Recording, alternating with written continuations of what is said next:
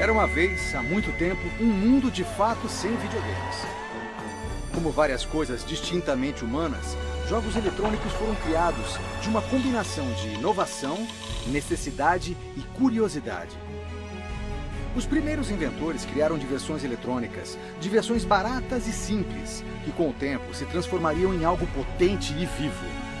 Isso não aconteceu só com feitiçaria eletrônica, mas também com os esforços de artistas, designers e empresários, cujos objetivos principais de entreter também se tornaram desafiar, cativar e esclarecer milhões de pessoas no mundo. Os homens e as mulheres que criaram essa indústria deixaram que suas próprias experiências e o mundo ao redor deles moldassem suas criações. Esta é a história dos videogames. Este é Videogames, o filme. A shooting star leaping through the sky like a tiger, defying the laws of gravity. I'm a racing car, passing by like Lady Godiva. I'm gonna go, there's no stopping me. I'm burning through the sky, yeah. 200 degrees, that's why they call me Mr. Fahrenheit. I'm traveling at the speed of light. I wanna make a supersonic man out of you. Such a good time, I'm having a ball. Don't stop me now. If you wanna have a good time, just give me a call. Don't stop me now. A good time. Don't stop me now. Yes, I'm having a good time. I don't wanna stop at all. I'm a rocket ship on my way to Mars on a collision course. I am a satellite. I'm out of control. I'm a sex machine ready to reload.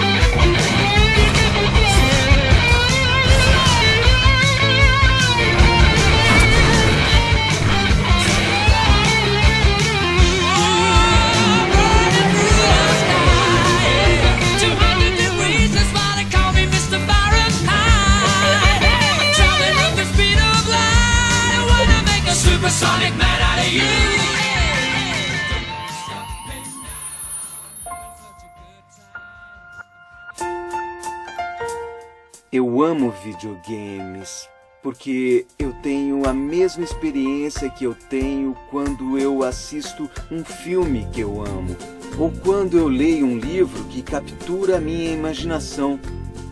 Mas eu sou participante ativo em vez de um observador passivo.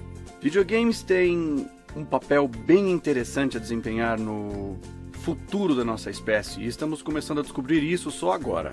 Eu acho que videogames hoje são essencialmente relacionados à nossa cultura de um jeito irreversível. Eu acho que daqui pra frente a gente só vai mais fundo. Acho que videogames têm mais e mais a ver com tudo que a gente faz, até que viram partes de nossa vida de um jeito que nem percebemos. Toda mídia é relevante para seu tempo. Por exemplo, discos e fitas cassetes desapareceram da existência, mas música não desapareceu. Ela foi digitalizada. O mesmo se aplica a filmes e livros. Evoluem de uma forma para outra. Para os videogames, a evolução é a mesma. Vão mudar e evoluir, mas sempre serão parte da nossa cultura global. Daqui a 100 ou 200 anos, videogames ainda vão existir. De acordo com a Associação de Softwares de Entretenimento, um gamer típico joga videogames há uma média de 12 anos. Gamers adultos jogam há cerca de 14 anos. Os homens jogam em média há 16 anos, enquanto as mulheres jogam há 12. Desde 2013, 49% de toda a residência americana tem um console dedicado a videogames, e aqueles que têm em média 2 consoles. Desde 2013, a idade comum de um gamer é 30 anos. E não, nem todos são homens. 47% dos jogadores são mulheres. 42% dos gamers acreditam que computadores e videogames compensam mais o gasto de seu dinheiro do que DVDs, música ou sair para ir ao cinema. Quem compra videogames? Em média, a idade do comprador mais frequente é de 35 anos. E daí? Os videogames cresceram e agora eles não estão só nos arcades ou em nossas salas de estar. Estão em nossos bolsos. 15% dos jogadores mais frequentes pagam para jogar jogos online, enquanto 33% jogam jogos em seus smartphones e 25% jogam em consoles portáteis. A maioria dos gamers que tem console de videogames também os usa para outro tipo de mídia de entretenimento, como assistir filmes, programas de TV e música. Gamers são sociáveis? 62% de todos os gamers jogam juntos, pessoalmente ou online. E a classificação de conteúdo? Mais de 85% dos pais estão cientes do sistema ESRB, que classifica o conteúdo de um jogo para adequar o jogo à idade do jogador. E para todos os públicos, T para adolescentes e M para adultos. Mas a pergunta é, os pais controlam o que os filhos jogam? Mais de 73% dos pais acreditam que os controles parentais disponíveis em todos os novos consoles de videogames são úteis. Além disso, os pais impõem limite de tempo para o uso de videogames mais do que qualquer outra forma de entretenimento. Mais de 90% das vezes, os pais estão presentes quando os jogos são comprados ou alugados e 82% das vezes as crianças recebem a permissão de seus pais antes de comprar ou alugar um jogo. Assim como filmes, jogos têm gêneros e subgêneros específicos, como ação, aventura, role-playing, casuais, atiradores, estratégia, open world, jogos lineares, esportes, corrida, a lista não tem fim. E cada gênero oferece sua própria receita de entretenimento interativo. E sim, cada um é muito bem sucedido em seu próprio jeito. Na década passada, videogames foram de uma indústria anual de 6 bilhões para mais de 24 bilhões de dólares, muito mais do que filmes e música. Resumindo, os videogames estão aqui e vieram para ficar.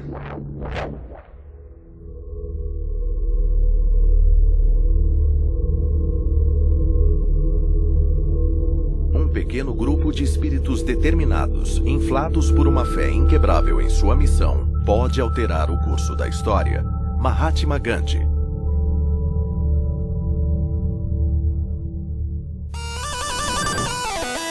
Mas onde começou tudo isso?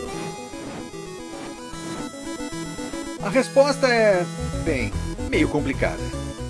Esse é o debate da década. Quem é o pai dos videogames? E você sempre pode dizer que foi Nolan Bushnell, porque ele fundou a Atari. O pai dos videogames tem que ser Nolan Bushnell. Tem que ser Nolan Bushnell. Eu diria Bushnell. Nolan Bushnell. Eu diria pra você que foi Bushnell. Nolan Bushnell. Eu acho que estou no time Nolan Bushnell. O cara que inventou toda a linha da Atari. Pra mim, eu diria que foi o criador do Atari. O criador de Pong. Ralph Baer, que no fim dos anos 60, começo dos 70, fez o Brown Box. Ralph Baer, porque ele criou o primeiro console. Acho que a gente concorda que foi Ralph Baer. Ralph Baer. Eu posso falar de dois pontos de vista. Eu posso dizer que, quem foi que começou tudo isso é quem inventou o Pong. Quem começou os jogos como conhecemos hoje, eu vou ter que dizer que foi Shigeru Miyamoto da Nintendo. Miyamoto. Shigeru Miyamoto. Acho que vocês sabem quem é Shigeru Miyamoto. Mas eu voltaria lá pro MIT. Os caras que fizeram Space War. John Carmack. Hideo Kojima, cara. Eu te falo agora. Ele é brilhante. Não dá pra escolher só um, porque estaria fazendo injustiça a todos os outros que ajudaram a desenvolver os videogames. Nunca pensei sobre quem começou com os games, só sou grata por terem feito. Alguns dizem que começou aqui, em uma pequena sala no Instituto de Tecnologia de Massachusetts, em 1962, no PDP-1, o primeiro computador a utilizar um display visual. Steve Russell, que eu considero o sujeito que mais me inspirou, fez um jogo bem interessante chamado Space War pro PDP-1. E eu joguei isso na faculdade. Enquanto trabalhava num parque de diversões, senti que se trouxesse o Space War para o arcade, ganharia muito dinheiro. Foi um jogo especialmente desenvolvido para demonstrar a capacidade do PDP-1 da Corporação de Equipamento Digital em 1962. Um grupo de estudantes e empregados da MIT queria criar um jogo que destacasse as capacidades dessa nova máquina. Em particular, um aspecto interessava a todos eles e era uma tela de visualização. Antes disso, a maioria dos computadores tinha saídas de fita de papel ou algo assim. Mas esse tinha uma tela real nele. Eu voltaria até Steve Russell, porque foi ele que fez o primeiro game jogável. O produto do Russell era tão divertido de jogar que infectou todos os PDP-1 no mundo inteiro e tiveram que chamar um pessoal para tirar o jogo porque estava gastando muito tempo no computador. Outros dizem que jogos eletrônicos começaram bem antes, ou que videogames foram um subproduto da tecnologia da Guerra Fria. Como sempre, a verdade está em algum lugar no meio. Apesar de muitas indústrias e inovadores terem se unido para preparar caminho para a possibilidade do primeiro videogame, há pouca discussão quanto aos visionários e à empresa que finalmente trouxe os videogames ao público, em grande estilo.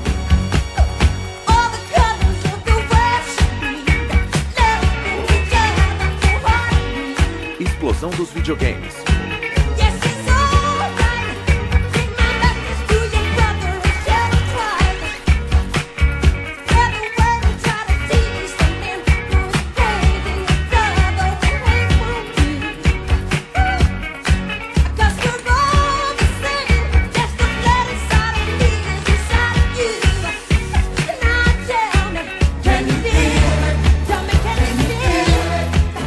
O que está acontecendo é um grande fenômeno.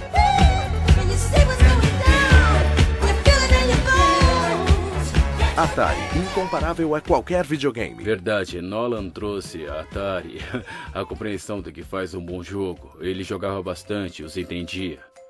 Quando começamos este negócio, achamos que os games mais bem-sucedidos eram bem simples de aprender, mas impossíveis de dominar.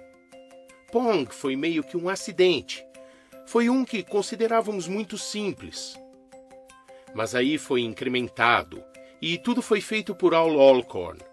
Ele fez umas mudanças no Pong que o deixou simplesmente incrível, e o transformou num jogo divertidíssimo. Uma das falhas no design no Pong original era que a raquete não subia até o topo da tela até o fim. Eu ia consertar, mas acabei não fazendo isso.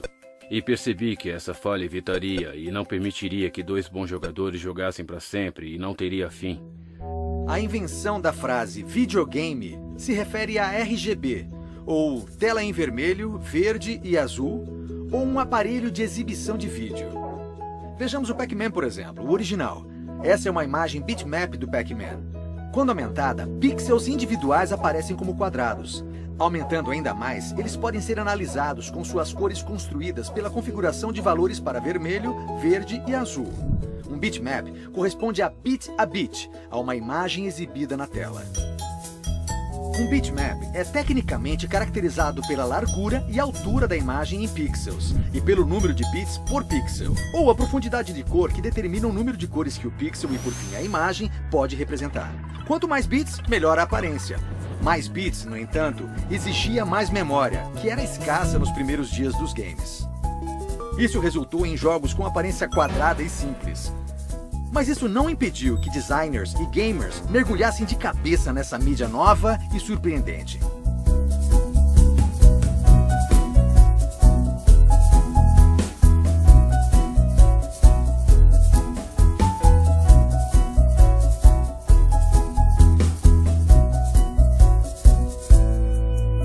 Com o tempo e com o avanço da tecnologia, 8 bits viraram 16, depois 32, 64, 128 e assim foi.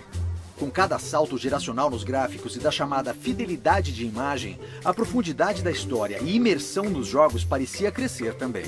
As limitações tecnológicas dirigiram a forma da arte e vice-versa. Os jogos evoluíam lentamente e os que estavam por dentro cresciam com a própria forma de arte que estavam criando. Era a máquina da Magnavox, acho que se chamava Odyssey. E para te mostrar como as coisas eram diferentes, ela praticamente só permitia que você jogasse Pong. Aquele console não tinha gráficos de verdade, eram só quadrados de luz na tela da TV. Então tinha máscaras Mylar que você grudava na tela. Então você colava, digamos, uma casa assombrada. E aí, de repente, a bola branca do Pong virava um fantasma andando pela casa. Então você tinha que meio que usar a imaginação e aquelas máscaras para entender a história que tentava contar. Magnavox apresenta Odyssey, o jogo eletrônico do futuro. Odyssey se encaixa facilmente em TV de qualquer marca em preto e branco ou a cores para criar um playground eletrônico de circuito fechado. Odyssey proporciona toda a ação do hóquei e outros 11 jogos emocionantes para toda a família jogar e aprender.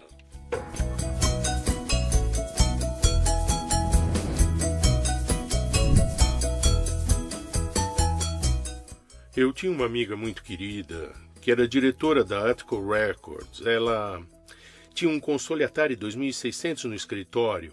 E ela apontou para ele e me perguntou, você sabe o que é?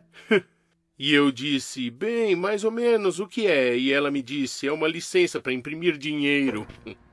Atenção, compradores. O novo cartucho do Atari está à venda. Só a Atari faz os videogames domésticos mais populares do mundo. O único Space Invaders. É isso! O único Asteroids. Legal, olha só! O único Pac-Man. Muito bem! A única maneira de jogar qualquer um deles é em um console de videogame feito pela Atari.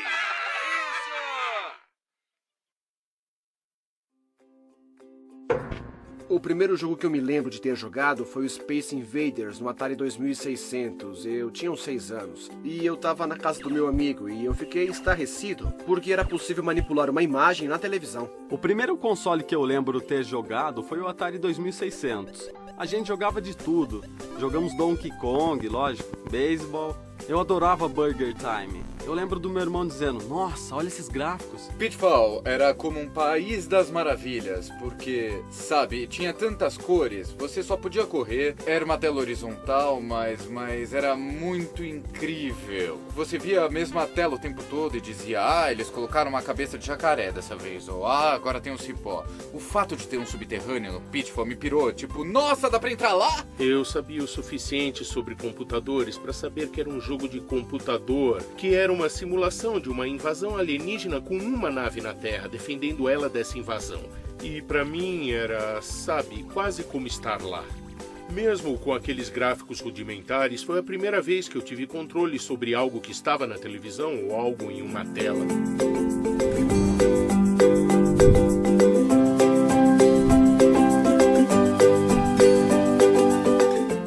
Eu acho que o console mais memorável de toda a minha vida é um do qual eu ainda tenho muita saudade, ainda queria ter. É meu Nintendo NES original. O sistema de entretenimento Nintendo, seus pais te ajudam a ligar. Como é jogar no sistema de entretenimento Nintendo?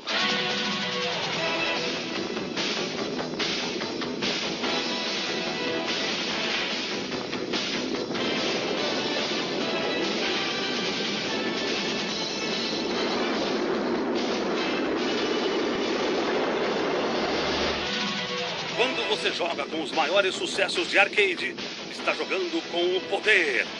Sistema de entretenimento Nintendo. Agora você joga com o poder.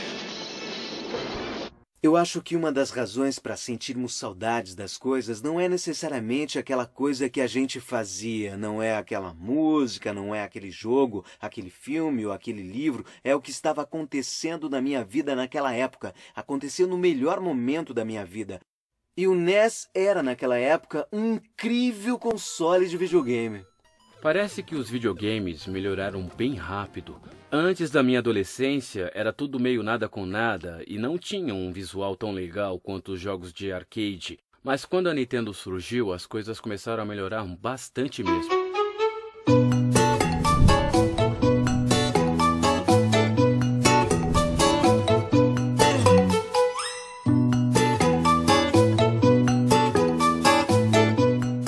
Eu tive a sorte de ser exposto primeiro à Nintendo como consumidor. E para mim, aquele primeiro sistema a que fui exposto foi o Super Nintendo. E eu tenho muitas lembranças boas e grandes histórias sobre minha interação com esse sistema. Jogando por muitas e muitas horas, jogando jogos como The Legend of Zelda, jogos como Chrono Trigger. Todas essas experiências fantásticas que, para mim, foram minhas primeiras experiências com jogos. E por fim, eu ganhei um Super Nintendo e estava viciado em Star Fox. Eu estava tão vidrado em Star Fox e a história e o que ia acontecer a seguir. Na maioria dos jogos, quando jogávamos Super Nintendo, de repente você tinha um motivo para ir e fazer tal coisa para salvar um personagem. E essa coisinha já trouxe elementos de história pro jogo. O que eu acho que foi ótimo na Nintendo durante essa época é que eles realmente queriam garantir que todos os jogos do sistema fossem de altíssima qualidade. Mas o Sega Genesis foi algo totalmente diferente. O Sega Genesis foi a minha experiência na faculdade, como o Nintendo foi a minha experiência no ensino médio, sabe? Era um console muito avançado na época.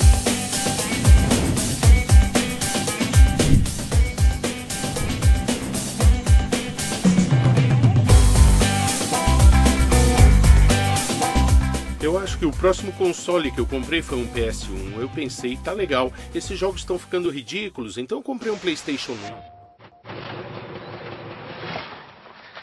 Ei, encanador! O cara do bigode! O seu pior pesadelo chegou, arrume suas coisas. Eu tenho uma pequena surpresa pra você aqui. Olha só, o que você acha disso? Sony PlayStation tem mais de 150 jogos.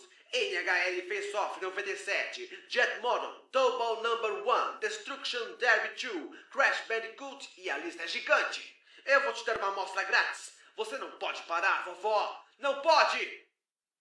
Vai, garota! Viva no seu mundo, jogue no nosso. Vou ter que pedir que se retire. Tá me machucando. De repente, você tinha uma quantidade incrível de dados num disco que também tocava música e tudo mais. Para mim, foi um portal para os jogos modernos de hoje. Quando Tomb Raider entrou em cena em 96, levou as pessoas para um mundo do qual elas nunca haviam participado antes. O mundo 3D. Era um mundo imersivo numa época em que não existiam muitos jogos assim. E eu acho que ao longo dos anos isso cresceu, as pessoas se apegaram a isso. Quando falo com os desenvolvedores e com os fãs ao redor do mundo, eles sempre se lembram de suas primeiras experiências com Tomb Raider. Foi algo muito especial.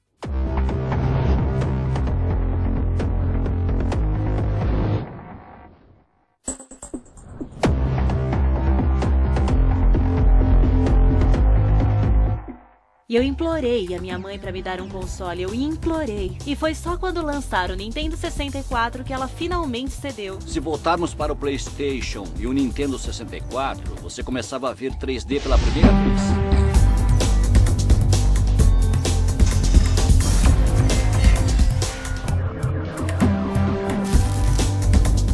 O que aquilo permitiu que a visão do Sr. Miyamoto fizesse foi dizer: agora eu tenho a capacidade de manipular polígonos em tempo real, num frame rate rápido bastante. Então, em vez de apenas ir para frente e para trás, agora eu posso correr em círculos ou me mover para dentro ou para fora da tela. Aquilo deu uma nova dimensão à jogabilidade. E o controle foi, na verdade, concebido como um joystick analógico, para poder controlar esses movimentos. Deu uma dimensão completamente nova àquilo que os jogadores estavam acostumados. Por um bom tempo, tinha sido aquele plano em 2D, planos horizontais em 2D.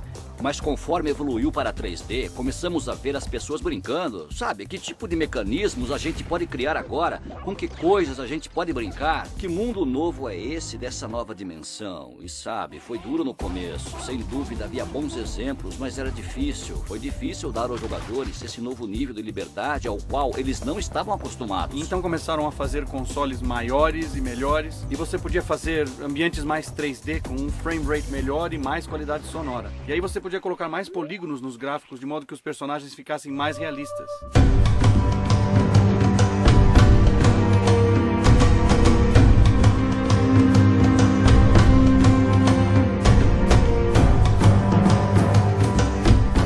Com o PlayStation e PlayStation 2, começamos a ver coisas muito interessantes acontecendo. Começaram a aparecer avatares na tela que eram mais parecidos com pessoas, era mais fácil de entender o que queriam que você fizesse. Especialmente no PlayStation 2, a gente começou a sentir que tinha gráficos bons o bastante para renderizarmos personagens mais interessantes. Não eram reais, mas eram reais o bastante, dava para acreditar um pouco mais neles. Eu tinha me dado muito bem no ramo de PCs e estava começando a olhar para o ramo de consoles e pensar: uau, isso seria um bom negócio, mas a gente não sabia nada mesmo sobre consoles. E um dia uns caras entraram no meu escritório, eles eram da equipe DirectX, e eles disseram que tinham essa ideia de colocar a DirectX em uma caixa e se chamar DirectX Box. E DirectX é o nome da API do Windows para jogos. Então esse DirectX Box era praticamente um console de jogos por fora, mas por dentro era na verdade um PC com Windows e DirectX. Esse era o plano original. Então o que eu acho que a gente não entendia muito bem na época era o que estávamos juntando esses dois mundos. E que o Xbox ia ser essa ponte entre o que estava acontecendo na cultura dos jogos do PC e o que estava acontecendo na cultura do console.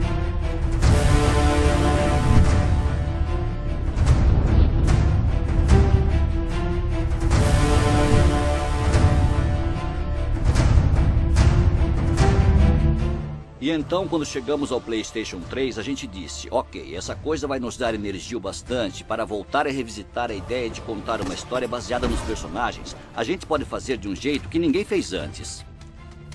A primeira vez que eu peguei um controle de Wii era um pedaço de madeira com umas peças eletrônicas coladas nele e tinha uma demonstração de jogo de tênis. E quando eu peguei e comecei a jogar, eu pensei, vai ser um sucesso. Foi a primeira coisa que me veio, foi muito divertido.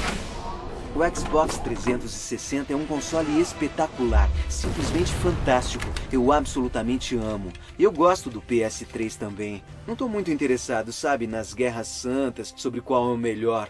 Eu diria que isso é briguinha de fã, como eu gosto da Nintendo, eu gosto da Sega, eu gosto da Sony, sabe? Eu acho que isso acontece mesmo, porque quando eu era criança eu tinha um Genesis e um Super Nintendo, sabe? Eu teria um Nintendo e um Sega Master System se eu pudesse comprá-los, mas eu era criança e não tinha dinheiro para comprar tanta coisa. Então você começa a defender o que você tem, e eu acho que é aí que começa, sabe? Xbox, não, PlayStation. Eu até hoje fico acordado até as 4 da manhã jogando o mais recente Xbox 360 que saiu ontem, ou seja lá o que for. Eu estou sempre mergulhado nesses jogos.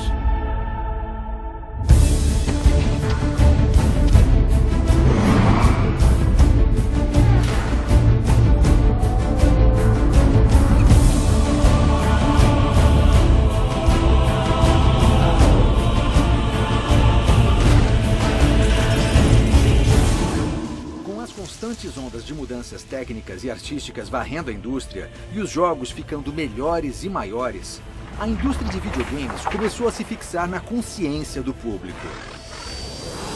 Muitos passaram a argumentar que os jogos são uma forma de arte, tanto quanto qualquer coisa. O problema é que arte é um termo subjetivo. Sabe, o que é arte para uma pessoa é lixo para outra pessoa. E é aí que você volta para a semântica da palavra arte, que é problemática. Independente de ser um filme, ou um livro, ou uma pintura, ou um jogo de computador. Ela provoca uma resposta. Isso faz você pensar sobre o mundo ou olhar para o mundo de um jeito um pouco diferente. Eu sempre acreditei que os jogos são com toda certeza uma forma de arte. Como o Phil Fish disse, é a junção de todas as formas de arte e expressão que a humanidade já teve que fazem um jogo. Você olha pro pessoal que constrói um videogame e aí você vê um compositor de música, você vê um escritor, você vê um artista que faz os esboços, vê um artista técnico, você vê designers de níveis que criam espaços como arquitetos. São uma espécie de vingadores do talento, se você parar pra pensar, entendeu? Em nenhum lugar isso é mais evidente do que nos videogames. Você vê artistas que criam mundos tridimensionais maravilhosos.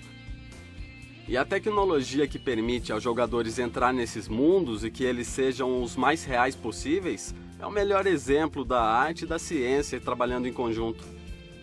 A melhor descrição de arte que eu já ouvi foi de um professor meu quando eu estava no curso de artes plásticas, a de que a arte é a criação de alguém que deliberadamente provoca uma resposta do público. O consumidor, na verdade, é um protagonista da arte. É quase como ser parte de um grande experimento sobre arte viva. Tem muita logística básica, tipo, você aperta X e isso acontece, ou aperta Up e aquilo acontece, mas se os jogos fossem só isso, não estaríamos jogando mais, sabe? Teríamos perdido o interesse há muito tempo. Surpreendentemente, a tecnologia de jogos modernos ainda é baseada no mesmo conceito fundamental dos primeiros jogos, combinando novas camadas de ciência e arte para alcançar níveis mais elevados de inovação e de expressão.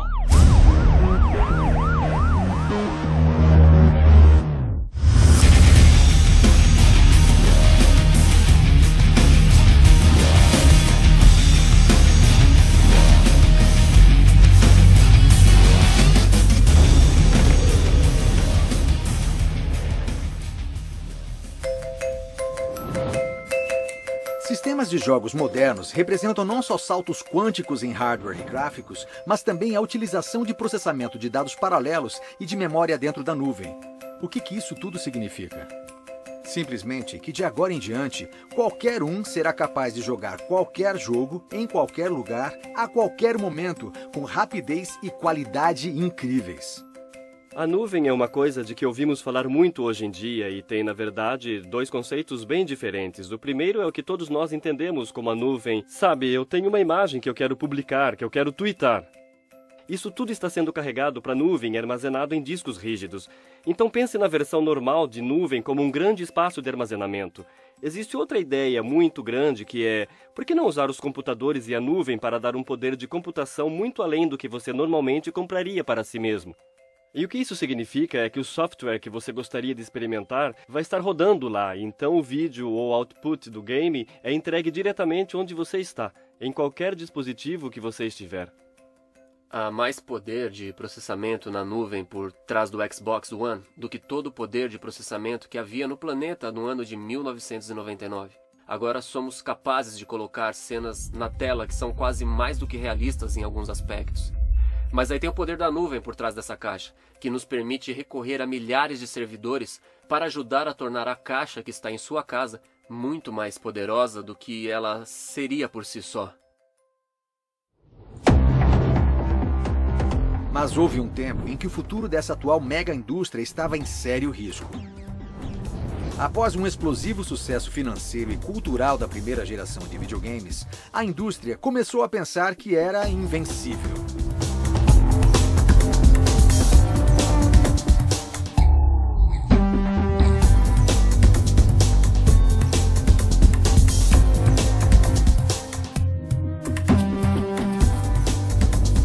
Quando todas essas empresas viram que tinham um mercado para videogames, elas simplesmente inundaram o mercado com muitos jogos. Havia algumas empresas que realmente queriam mostrar que tinham jogos excepcionais, mas depois, para cada jogo incrível, havia 100 jogos muito ruins.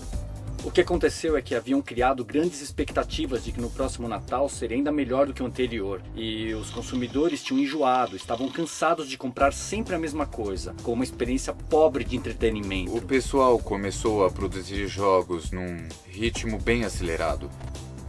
E a qualidade caiu substancialmente, até o ponto em que alguns jogos eram tão ruins que inúmeros deles acabaram sendo jogados em aterros. Com dezenas de novos desenvolvedores surgindo da noite para o dia e os capitalistas de risco despejando dinheiro no que parecia ser um produto garantido, era só uma questão de tempo.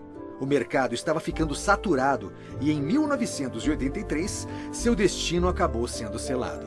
A Atari fez um acordo com a Universal Studios para criar uma adaptação de videogame do popular filme E.T., o Extraterrestre.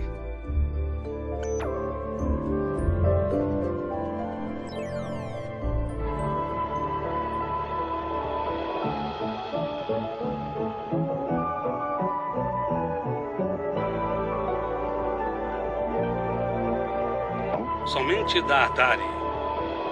Feito especialmente para sistemas de Atari. O videogame que vai fazer com que você ajude o ET a ir para casa bem a tempo para o Natal.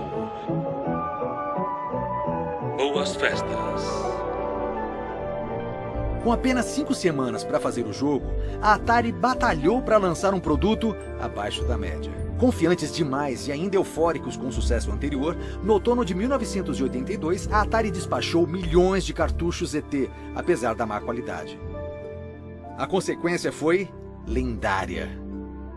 Causou um efeito cascata em toda a indústria de jogos, e no verão de 1983, a confiança dos consumidores nos videogames chegou ao nível mais baixo, e a Atari, junto com várias outras empresas de videogame ascendentes, afundou como o Titanic.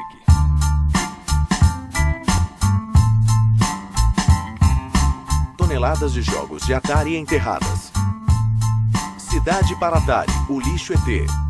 Liquidação. A batalha pela sobrevivência na Warner.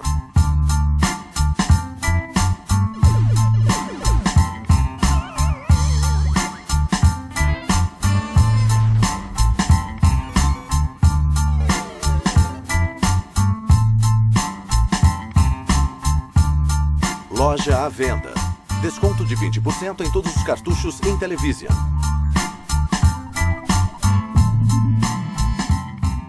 E então veio uma série de conflitos e todo o estilo de gestão explodiu e a Warner basicamente assumiu a situação. Eles mandaram o homem deles, Ray Kassar, que era da Costa Leste, sem qualquer experiência em entretenimento, em jogos, em tecnologia ou Vale do Silício. Ele não entendia nem jogava games. Quando é assim, é muito difícil para um presidente realmente avaliar a gravidade do que está acontecendo. Foi esse tipo de atitude, sabe? E a criação de produtos terríveis, impulsionada por publicidade, marketing e não por qualquer conteúdo. E adivinha o que aconteceu? Não vendeu nada. Aquela história sobre os cartuchos de ET sendo enterrados no deserto é verdadeira. O fato de que a Atari fez o jogo correndo só para lançá-lo com um filme e usar a licença do ET foi porque o ET foi um sucesso nos anos 80. Os jogos do ET e do Pac-Man foram dois jogos que não fizeram muito sucesso. Eles estavam tentando enfiar alguma coisa no Atari 2600 que ele não queria aceitar. A grande crise aconteceu em 83 e as lojas de brinquedos estavam vendendo consoles por um preço baixíssimo. Todo mundo pensou que podia fazer qualquer tipo de jogo para o sistema e essa foi a primeira lição que a indústria aprendeu. A de que os consumidores são inteligentes, especialmente os gamers. E você não pode simplesmente lançar shuffleware e enganá-los, eles não vão comprar. Mas depois do crash, eles perceberam que para muita gente tinha sido uma moda passageira, mas um grupo de pessoas ainda queria jogar videogames.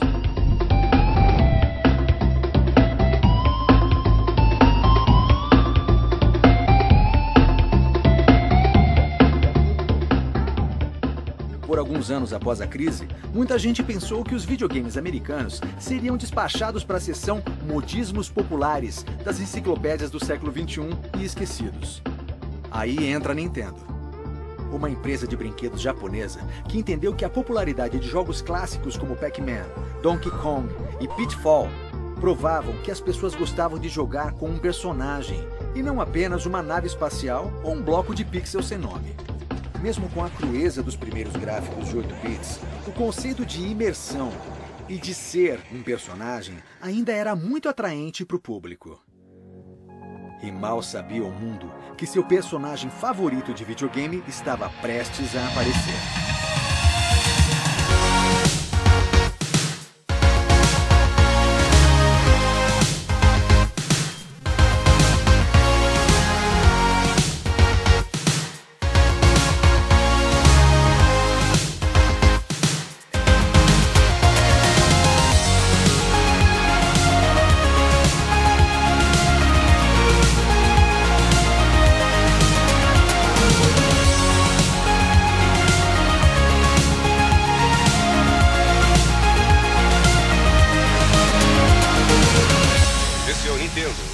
Pequeno e barato que lhe permite jogar videogames no seu aparelho de TV. Isso se chama Game Boy. E analistas da indústria dizem que pode haver uma corrida por ele se a demanda de férias exceder o suprimento. Este é o Super Mario 3. Foi um jogo muito esperado. Super Mario, é claro, foi muito popular. O Super Mario 2 foi extremamente popular e agora o Super Mario 3 está sendo lançado. É o brinquedo mais vendido no país há 3 anos consecutivos. 20 milhões dessas coisas agora habitam salas americanas. Habitar é a palavra. Por causa da crise, nenhum varejista queria tocar num, entre aspas, console de videogame. E então nos esforçamos para chegar a algo diferente. Não era apenas um sistema de jogos, tinha outros recursos nele. E finalmente inventamos o Rob, o amigo robótico, e a arma Zapper e 2 cartuchos. E vendemos como um sistema de entretenimento. Mesmo assim, era difícil convencer os varejistas a comprá-los, mas foi bem o bastante. E durante essa primeira fase, Super Mario saiu e vendeu como louco. Foi um título extremamente bem sucedido. Eu acho que Nintendo Entertainment System foi um grande marco, porque antes dele aparecer, havia um enorme ponto de interrogação sobre a popularidade dos videogames. Houve a grande crise do videogame, e a Nintendo nos mostrou como podíamos trazê-los de volta e torná-los populares de novo. Eu lembro de ter visto Super Mario Bros. Pela primeira vez e de ter perdido a cabeça. Foi tipo, uau, tem um arcade na minha casa, essa é a coisa mais legal do mundo. Mario Bros. Foi bom e Zelda foi ótimo, então eu passei várias horas como jogador naqueles primeiros jogos da Nintendo. Eu amava esses primeiros jogos da Nintendo. Eu vi o Nintendo Entertainment System e disse, uau, isso é novo, original, diferente e traz novas experiências para o consumidor. Vi o Mario Brothers original e disse, uau, isso é novo, isso é diferente. O mesmo pro Legend of Zelda original. Então, depois da crise dos videogames, eu desencanei deles por um tempo e simplesmente os ignorei. E aí um dia, eu fui à casa de um vizinho, um garoto da minha rua. E ele tinha aquela caixa cinza com o Rob, o robô, e uma arma Zapper. A gente jogou caça ao pato, e depois colocou o Super Mario, e aí eu pensei, tá bom, isso aqui é outra conversa. E eu lembro da primeira vez que eu pulei e acertei um bloco que estava ali, e eu não sabia que estava ali. Um dos blocos secretos com uma vida extra dentro. Minha cabeça simplesmente explodiu, porque agora havia segredo dentro dos jogos. Com o renascimento da indústria americana de videogames, um novo tipo de gamers nascia. O apetite por simples jogos de labirinto estava acabando. Os gamers queriam mais. Virar um personagem, viver uma história virtual e ser absorvido por algo de outro mundo não só era tecnicamente possível agora, mas expectativas por experiências mais profundas e mais imersivas estava crescendo. Conforme o ramo de games evoluiu, começaram a fazer jogos maiores e mais complicados, exigindo manuais de 30 páginas e 80 horas de jogo para encarar. Ninguém nunca ligou muito para os personagens de Gauntlet, sabe? Gauntlet era simplesmente um jogo viciante. Mas agora, não só gastamos mais dinheiro com jogos, mas os vemos como mídia de entretenimento e queremos participar da história, queremos fazer parte daquele mundo. A maior diferença é que os jogos antigos, eu acho, eram bem mais difíceis. Se você não pulasse pra cair no lugar certinho da plataforma, não passava de nível. Timing era tudo. Agora nós temos muito mais liberdade. Dá pra matar um chefe de várias maneiras. Antigamente costumava ser que o único objetivo do jogo era sair atirando em aliens pixelizados que caíam do céu, mas a gente não sabia por que eles caíam do céu. Não queria saber por que caíam do céu, só queria atirar neles. Mas hoje em dia não só sabemos por que os aliens estão caindo do céu, mas o nome das mães deles, o nome dos filhos que eles vão ter. E sabemos que temos que destruir todos eles. Acho que os jogos, conforme foram se desenvolvendo, mantiveram muitas características. Eles apenas manipularam como elas funcionam no mundo dos jogos, porque as pessoas desejam coisas diferentes. Elas querem se envolver mais, não querem sentar ali e, sabe, sentar num bar por um tempo e jogar Pong. Elas querem realmente participar daquele mundo um pouco mais. No início, o entendimento da indústria era simplesmente qual é a mecânica? Como os jogadores interagem com o meio interativo? Conforme começamos a entender um pouco melhor essas regras, outros aspectos de produzir algo realmente avançado ou bonito foram trabalhados. Então, gráficos avançados passaram a ser mais relevantes, porque estávamos aprendendo como o visual interage com a narrativa e com o ato de jogar. Naquela época, a principal tarefa de um designer de games era criar as regras de um jogo, só isso. Era bem parecido com xadrez ou cartas. Nos anos 90, com a chegada do PlayStation e de tecnologias mais poderosas, ganhamos o dom da expressão. Os jogos viraram 3D, os personagens podiam falar, música podia ser criada. Os personagens podiam se expressar através de expressões faciais detalhadas. No fim dos anos 80 e início dos 90, a indústria estava revigorada, com nova tecnologia, novos clientes e novos talentos. Uma renascença no design de videogames estava chegando, que não apenas deu vida a alguns dos melhores videogames de todos os tempos, mas por fim a uma nova indústria que geraria bilhões de dólares e uma nova geração de desenvolvedores de jogos.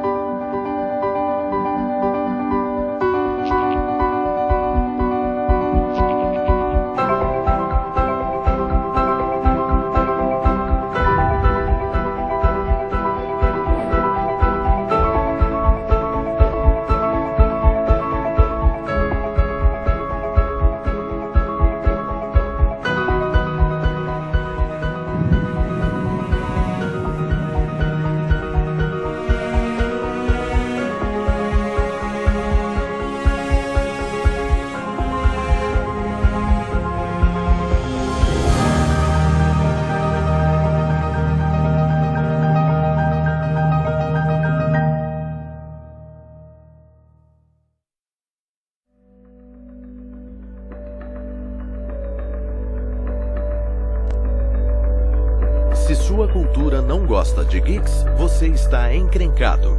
Bill Gates.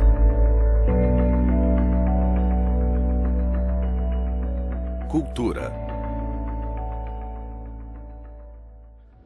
No outono de 1972, um pequeno grupo de estudantes de ciências da computação do Laboratório de Inteligência Artificial da Universidade de Stanford teve a ideia de reunir a primeira Olimpíada de Guerra Espacial Intergaláctica, com o uso do famoso computador PDP-10 do laboratório.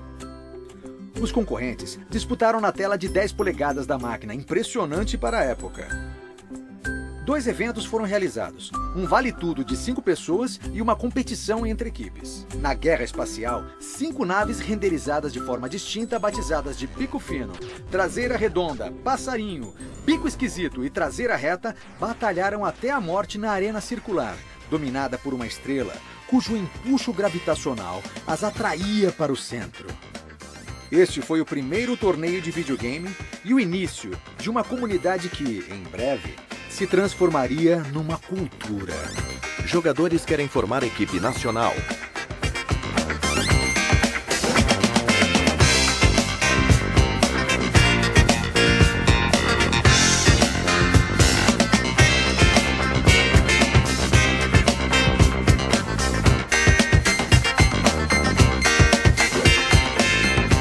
Campeão de videogame.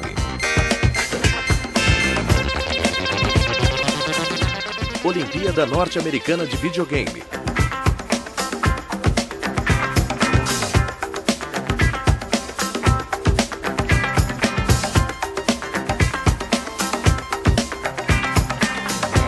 Torneio Internacional.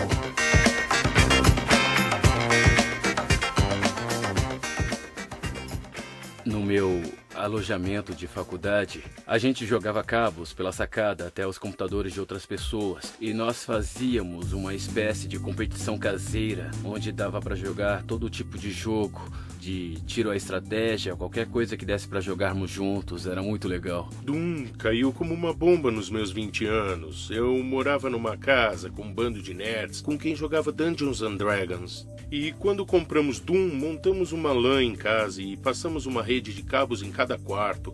E, puxa vida, aquilo foi tudo que a gente fez por um ano, sem brincadeira. Jogávamos Doom e Doom 2 com 4 jogadores. E o lance de explodir seu amigo no meio e ouvi-lo no quarto ao lado, tipo, xingando você, não tem nada mais gostoso. Sendo uma criança americana, o único lugar pra ir era o shopping. Eu era assim quando criança, e eu me lembro que havia um arcade no shopping perto de casa chamado Dream Machine. Era uma caverna nebulosa de ruídos e portais para vários outros mundos dos quais a gente podia entrar e sair. Olha, tinha o Mr. Two, Dragon's Lair, Joust, Centipede, Frogger, todos eles. E toda vez que aparecia um novo jogo, eu estava ali e havia multidões em volta deles. E mais pra frente, jogos de luta se tornaram uma sensação. Você ia lá e entrava na fila para colocar a sua moeda para tentar derrotar aquele menino que estava batendo em todo mundo com a Chun-Li. Houve uma época em que tinha uns garotos que dominavam nas casas de jogos, no arcade do shopping, ou no meu caso, muitas vezes, na casa de boliche. As pessoas se juntavam em volta quando você dominava um jogo.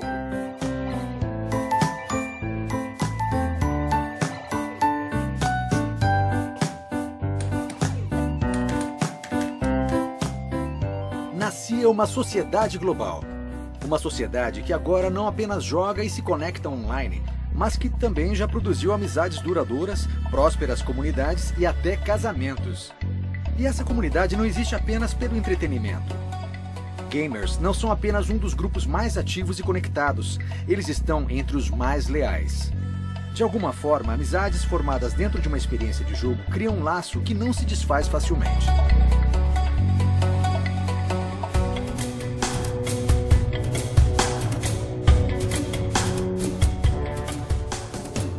Uma das coisas mais excitantes nos videogames é que eles evoluíram para muito além do aspecto de comunidade local, onde podemos simplesmente jogar com alguns amigos locais, para experiências realmente globais, onde podemos compartilhar nossa paixão com gente do mundo inteiro.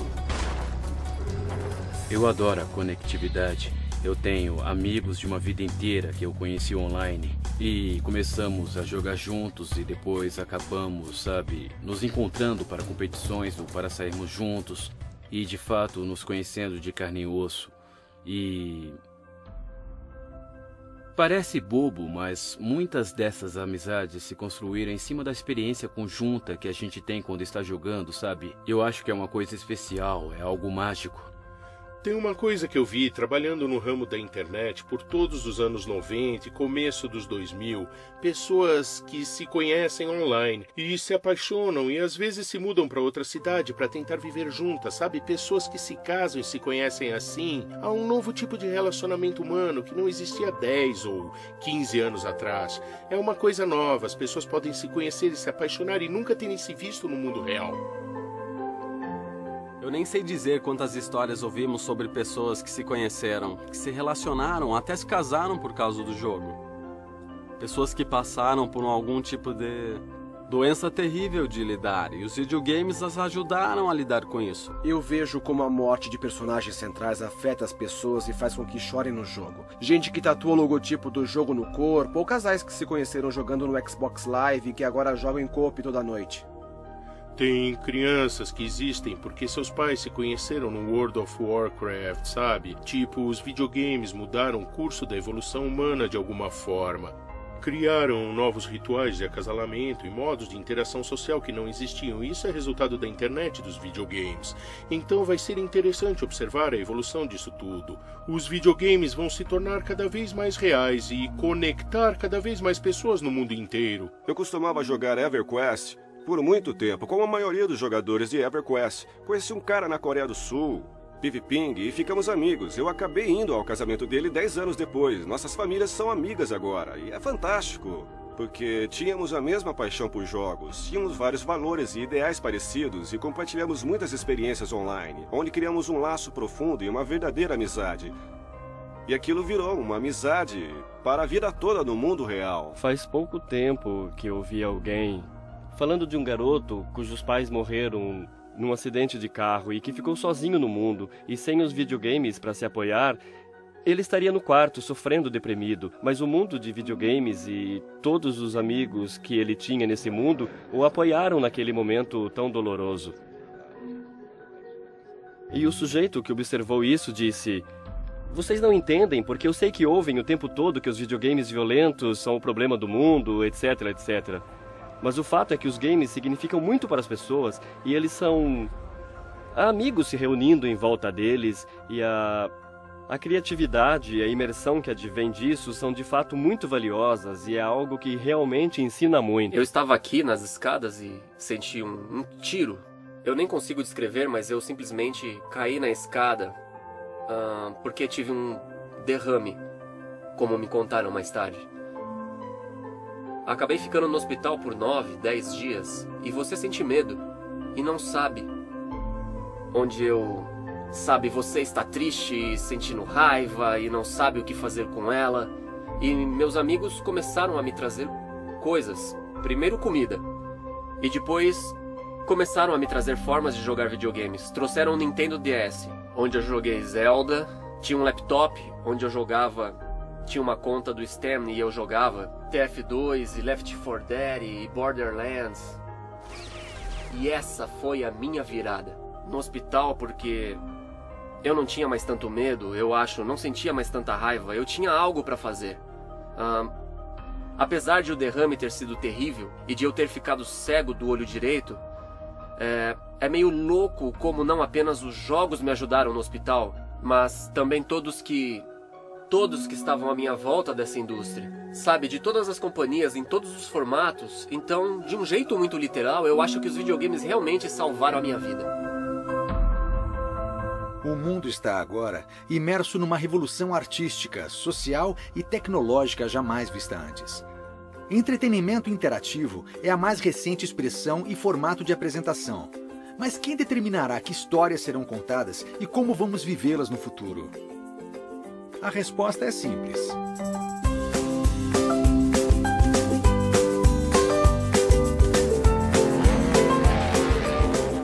As crianças têm uma capacidade ilimitada para curiosidade, imaginação e criatividade. E não têm medo de falhar. Quando eu aprendi história na escola, era a coisa mais chata, eram livros velhos com ilustrações em preto e branco. Há pouco tempo eu vi o vídeo de uma menina na Carnegie Mellon falando sobre trebuchetes, que são armas antigas medievais. Mas ela sabia como era usar um, porque, é claro, tinha feito isso no mundo virtual.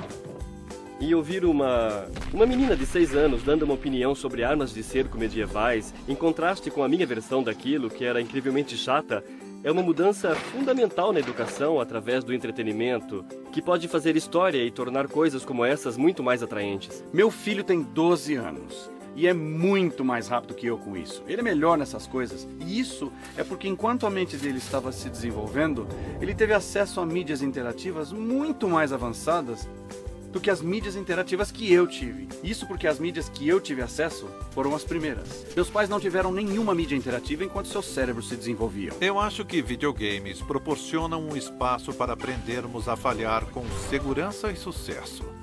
Acho que, como cultura, temos uma verdadeira obsessão em fazer tudo certo. Temos medo de falhar, mas os videogames proporcionam um espaço super seguro para aprendermos a solucionar problemas, para pensarmos em questões que não conseguimos entender bem, para nos ajudar a perceber que tudo bem cair de cara de vez em quando, se for para aprender com isso, e que no fim nós podemos conseguir. Graças à simulação, podemos fazer coisas e experimentar coisas, praticar coisas e testar coisas que talvez não sejam viáveis ou seguras na vida real, no mundo real.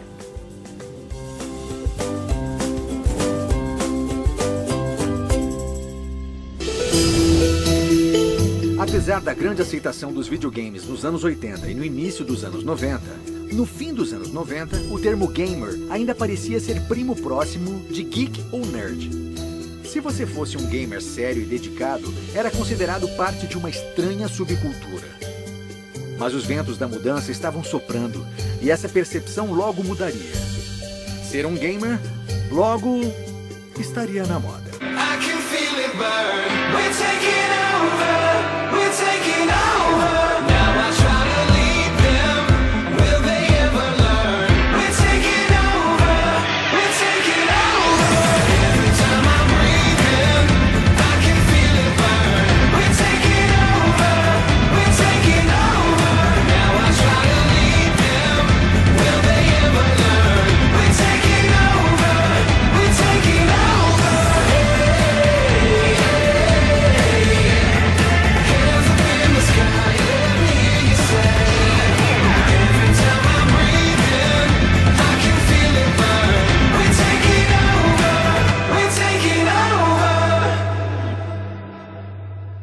experiência quase religiosa estar no meio de um estádio de games, lotado com dezenas de milhares de jogadores, torcendo por suas equipes favoritas.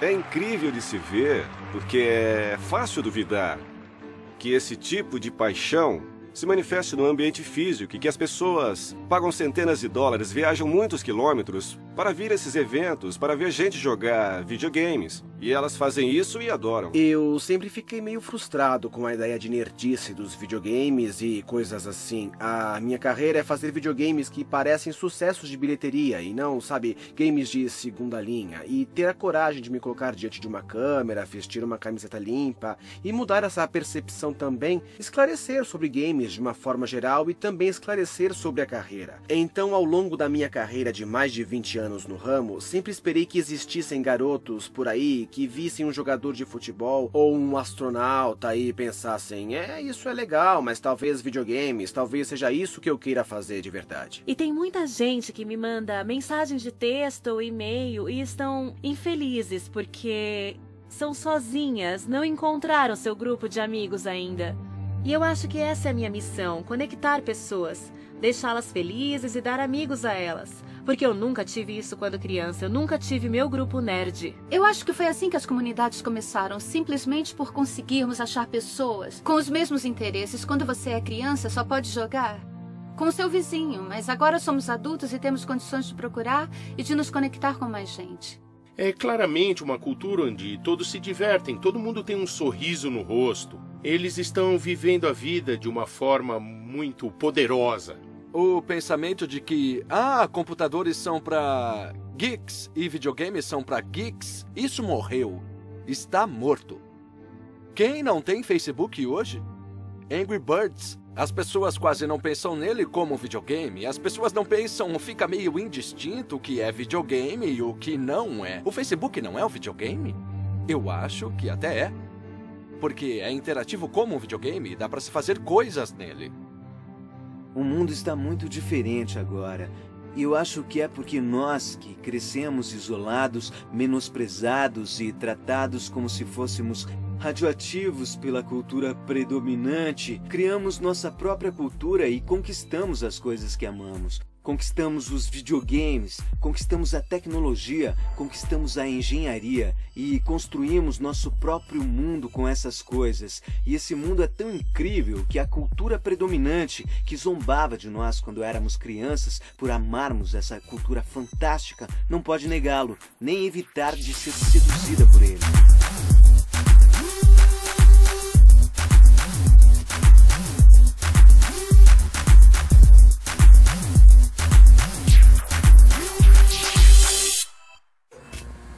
Vamos comemorar a Semana do Videogame a partir de hoje. Do estúdio 6B do Rockefeller Center, a Companhia Nacional de Difusão apresenta Late Night Show com Jimmy Fallon. Vem cá, olha como é bonito. Bom, é o console de videogames mais poderoso já feito. Queríamos 10 vezes a performance de qualquer outro. 10 vezes? Sério? 10 vezes. Achei que não dava pra fazer nada melhor que o PS3, mas parece que dá. 10 vezes. Ok, vamos jogar isso juntos. Então este é o Super Mario 3D World. Eu tô louco pra jogar. Oba, oba, oba, meu garoto! Eu adoro o Mario. Importante...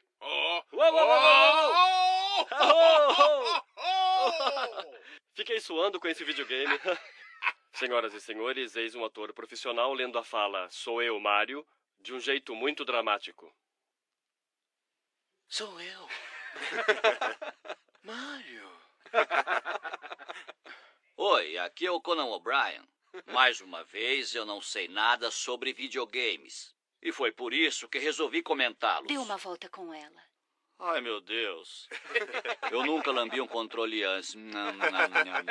Eu tô parecendo o John Tesh, 1 ano depois de morto. O que foi que ela disse? Odeio tumbas. Não diga. Então não seja uma invasora de tumbas. Eu queria cumprimentar e quase chutei ela. No fim dos anos 90, com o realismo dos games atingindo novos níveis e uma ação mais visceral aparecendo nas prateleiras, iniciou-se uma nova conversa. Obsessão do assassino de Call of Duty. Violência. Os videogames domésticos não vão conter a violência. Mortal Kombat, 2 dos jogos mais sangrentos até hoje, foram lançados ontem. Este jogo estimula as pessoas a atirarem com esta arma, a qual eles chamam de justiceira.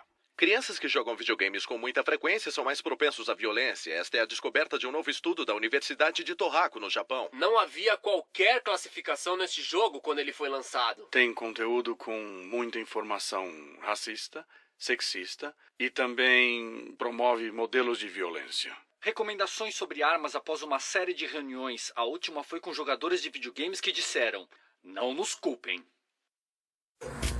A mídia está sempre falando sobre a violência dos videogames. E é claro que existem videogames violentos, mas não é essa a descrição da mídia dos jogos. Se eu fosse ao cinema e visse só os filmes da Serra Elétrica, e quando saísse você me perguntasse o que eu acho do cinema, eu diria: é a coisa mais violenta, gratuita e nojenta. E foi isso que a mídia fez. Se concentrou em alguns títulos, e isso acabou na cabeça dos consumidores definindo o que é a indústria para eles. É muito esquisito quando você vê as pessoas, sabe, que vão ao Congresso furiosas dizendo: nossos filhos estão sendo corrompidos. E eu penso: exatamente, seus filhos. Vocês não deviam corrompê-los. Ah, eles ficam sozinhos 10 horas por dia. Quer dizer, é como encontrar as Playboys do seu pai debaixo da cama e pôr a culpa na Playboy. Nós somos como qualquer outra indústria, sabe? Temos um sistema de classificação e existe algo para todo mundo aqui. Nós estabelecemos medidas, o sistema ESRB.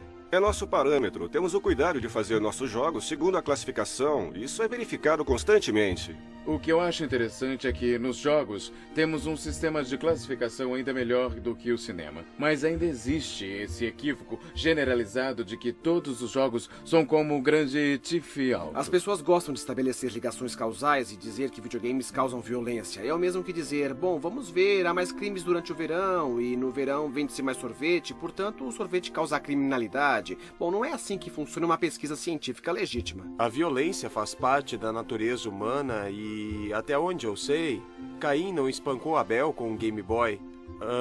Gengis Khan não tinha uma live account do Xbox. E, sabe, Hitler não jogava Crash Bandicoot. Infelizmente, tivemos vários crimes com armas nos Estados Unidos recentemente. E eu me lembro que alguém tweetou: depois de um dos últimos incidentes, quando começaram a acusar os videogames de terem influenciado nisso, disseram: uau, por que será que os outros países que têm os mesmos videogames não têm tantos crimes armados? Seria o mesmo que dizer: não queremos que ninguém mais veja filmes, porque todos os filmes são violentos. Mas ninguém diz isso, porque todos entendem o cinema como uma mídia. Não acredito que videogames sejam simuladores de assassinato. Para falar a verdade, as estatísticas provam que isso é exatamente o contrário do que dizem. Nós sobrevivemos a muita coisa como gamers por muito tempo. Nós sobrevivemos ao Congresso, nós sobrevivemos aos pais inoportunos, nós sobrevivemos à histeria religiosa. Você percebe que tem mais a ver com imaginação e invenção, com a conexão com outro mundo, e que não tem todas essas coisas feias que as pessoas atribuem a eles. Acho que é um problema que vai desaparecer naturalmente e que temos apenas que defender a indústria, até que essa evolução ocorra.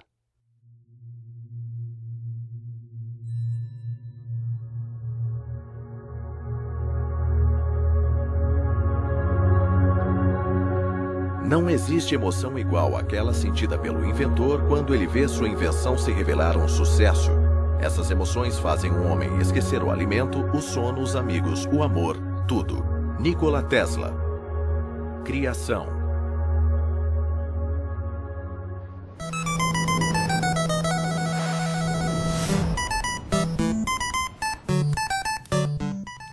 A fogueira. Todos nós já estivemos ali, num acampamento ou simplesmente ouvindo alguém contar uma boa história. Como humanos, sempre tivemos a capacidade e o desejo de suspender nossa descrença. Se ao menos por alguns minutos ao dia quisermos escapar das preocupações e deixar para lá, para ficarmos imersos em algo externo a nós. Nós temos a oportunidade de contar histórias, de dar ao consumidor a oportunidade de se perder em um mundo pelo tempo que ele quiser.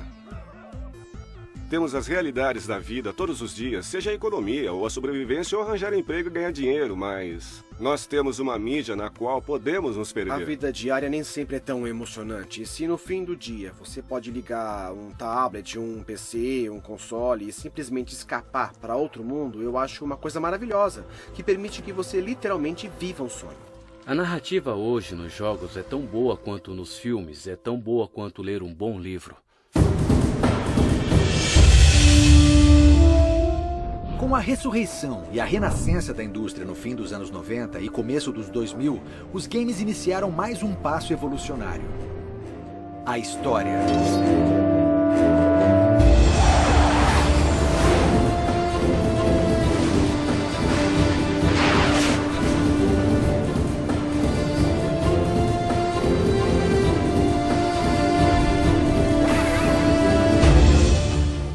Isso mudou fundamentalmente as expectativas do público sobre o que seria um bom jogo e aumentou o nível de exigência para desenvolvedores de games do mundo inteiro. A narrativa nos videogames é uma fera difícil de se domar. Como desenvolvedores de jogos, nós temos que estabelecer regras, temos de montar um universo que faça sentido e que tenha o seu próprio senso de lógica. E depois de estabelecermos qual é essa lógica, deixamos que a mente e a imaginação do jogador resolva os problemas e abra caminho através desses mundos. Acho que uma das coisas que aprendemos na última década foram meios de contar histórias sem cortes de cena, sem interromper a interatividade, fazer com que a história seja algo que se origine na própria jogada. Videogames são experiências estimulantes, enquanto cinema e televisão são experiências relaxantes. Você participa de cada momento do jogo. Um amigo meu comparou os games a romances, porque se você para de ler o livro, o romance não continua, e videogames são bem parecidos com isso também. Contar uma história nos videogames pode ser muito mais difícil, porque você tem que imaginar as ações do jogador, enquanto num filme você decide o que os dois personagens dizem, escreve aquilo e é aquilo que eles dizem. A narrativa nos videogames é um problema interessante hoje porque não entendemos completamente. A indústria do cinema existe há mais ou menos 100 anos e tem uma boa ideia de como contar uma história nesse tipo de mídia visual.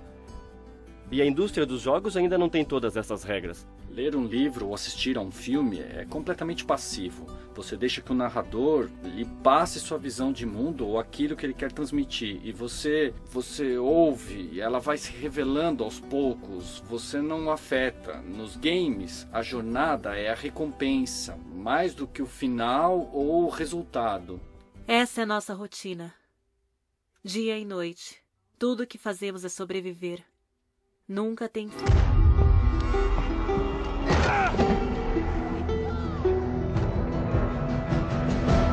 A ideia de espontaneidade dentro da narrativa é algo exclusivo dos videogames. Você não pode mudar uma música enquanto a escuta, não pode mudar o fim de um livro enquanto está lendo, mas em certos jogos, suas decisões têm um resultado direto no destino dos personagens.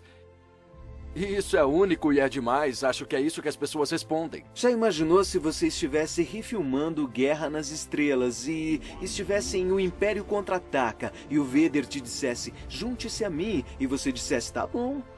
E o resto do filme, todos os Jedi seriam completamente diferentes porque você fez essa escolha. E é nisso que eu acho que videogames diferem fundamentalmente e em grande medida dos outros tipos de mídias nerds que eu adoro, sabe?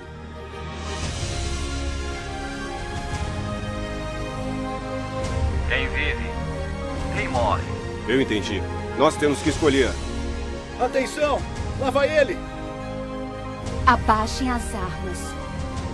Não precisa se envolver com isso. Temos que escolher. Se você insiste, eu não vejo como poderia ter salvo a vida de outras pessoas. Eu também perdi alguém que amava. Seja nas clássicas lendas do Rei Arthur ou em produções mais modernas, uma coisa que nunca foi difícil para a humanidade foi a suspensão voluntária de nossa descrença. Os primeiros contadores de histórias viram a força primordial de escrever, ler e contar histórias verdadeiras ou ficcionais. Eu acho que quando você mostra um mundo a um jogador e como ele funciona, Ele entra nesse mundo e aquela passa a ser a sua realidade. Então, acho que como desenvolvedores de games modernos, temos que ter em mente que a suspensão da descrença vem da criação de um universo e da criação de um mundo. Um mundo imersivo, que tem regras que são previsíveis e lógicas, e não do prazer visual que obtemos com todo esse poder de fogo. E agora que temos esses consoles que apresentam gráficos impressionantes, belas explosões e mundos imersivos, existe algo mais. Pegamos nossas inspirações de fora dos jogos, as emoções, o desenvolvimento de personagens e a narrativa de uma forma que tentamos inovar para que exista uma associação, um apego ao personagem do jogo, para que você sinta a história, para que você sinta que está lá, tomando essas decisões o tempo todo. Boas histórias não são só entretenimento. Boas histórias podem nos ajudar a crescer, podem nos ensinar sobre o passado e nos fazer aspirar a coisas maiores e mais elevadas. A experiência narrativa de um videogame não é diferente. A fogueira é só um pouco mais brilhante e colorida.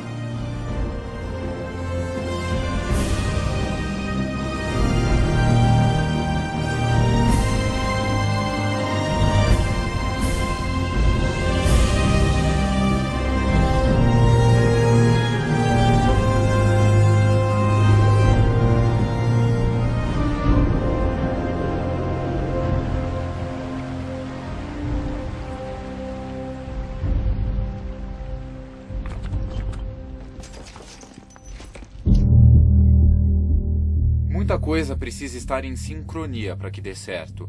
Tem a arte, tem a história, tem a música, tem os cenários, tem o timing, tem os dubladores, tem a interpretação. E nos videogames existe, acima de tudo, a necessidade de ser uma experiência envolvente para o usuário também. Então eu acho que o videogame é a coisa mais difícil de fazer.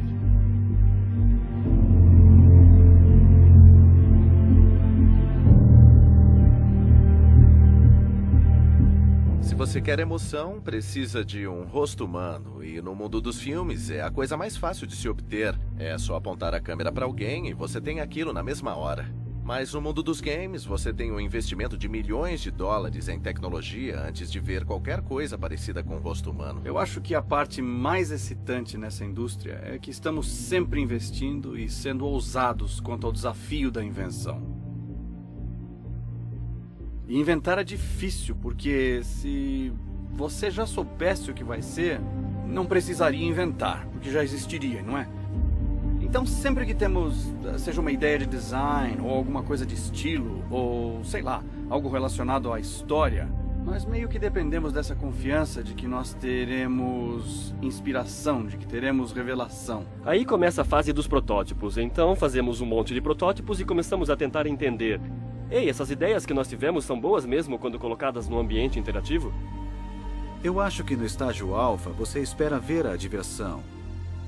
É um momento delicado, como os anos estranhos da adolescência, em que pode ser uma experiência incrível, pode dar tudo muito certo e todos estão entusiasmados, porque existe algo ali com o que brincar, do começo ao fim.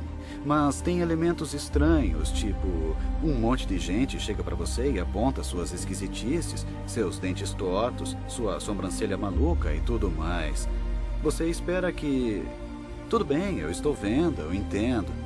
Agora preciso voltar e arrumar essas coisas, ficar um pouco mais bonitinho. Voltar para a rua e me exibir de novo.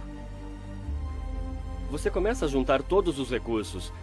Coisas como uma boa história, a arte de alta fidelidade, os personagens bem detalhados. E quando você começa a casar essa produção de altíssima qualidade com o esqueleto original dos protótipos das suas ideias, você começa a montar o produto.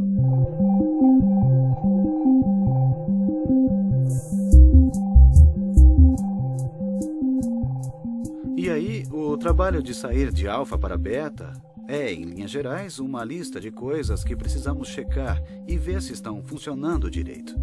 Não mexemos tanto quanto no estágio alfa, mas elas estão na nossa cabeça nesse momento, quando começamos a polir o jogo, a fazer ajustes de jogabilidade, tentando aprimorar, vendo o que funciona bem.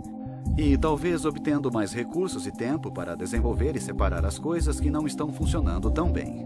Uma das grandes revoluções que tivemos nos anos 90 é que começamos a trazer pessoas para jogar nossos games e para vê-las jogar. Só isso.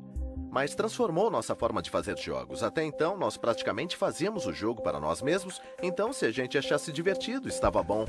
A gente tinha que fazer um jogo e depois meio que fazer isso. Será que estava bom? Tínhamos um controle de qualidade, mas eram funcionários pagos, então nunca sabíamos se era o melhor feedback.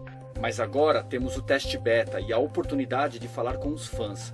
E se você usar isso direito, é muito poderoso. Então você entrega o que você considera a versão final para as first parties, as de consoles pelo menos. Com os PCs ainda é meio velho oeste. Existem muitas consequências se você não conseguir qualidade ou tiver muitos bugs num produto para PC. Então você entrega para Microsoft, Sony e Nintendo.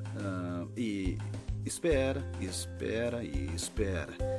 É uma espera de 10 dias e é sempre o período mais angustiante de pensar, será que isso vai dar certo?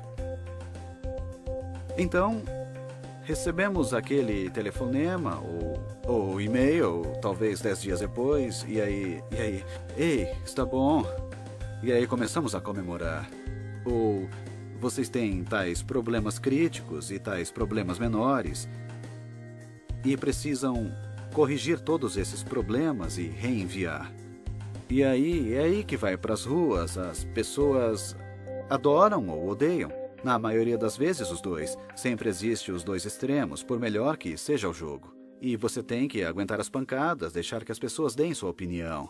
É difícil até de acreditar como as coisas mudaram. Títulos com 1000 anos de trabalho humano de programação, design e arte. É assombroso. É 1000 vezes o trabalho de fazer um filme. É de dar medo. Eu não sei por que faço isso.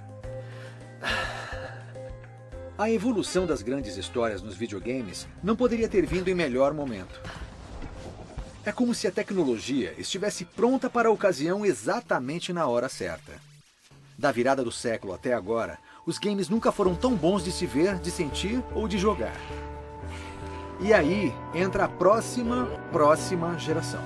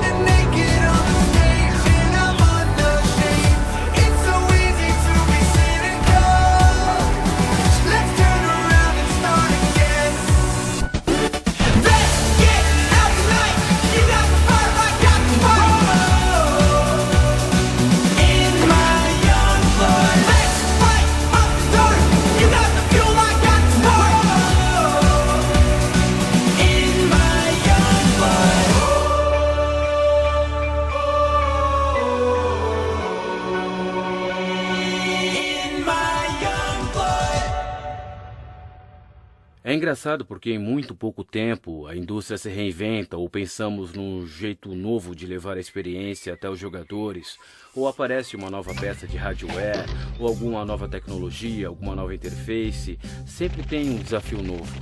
Estamos num momento difícil para a indústria, estamos numa transição de consoles e estamos vendo muitos indicadores de desempenho apontando que jogos estão e não estão vendendo. E quais são os melhores para se fazer? Sinceramente, é muito difícil prever. Ninguém poderia prever que as plataformas mais populares hoje, 5 ou 10 anos atrás, ninguém poderia prever que este seria o modelo atual. A cada nova geração de consoles, nós obtemos mais poder de fogo. E a cada geração de consoles tem gente dizendo, isso é o bastante? Legal, isso é incrível. E logo depois, isso não é tão incrível.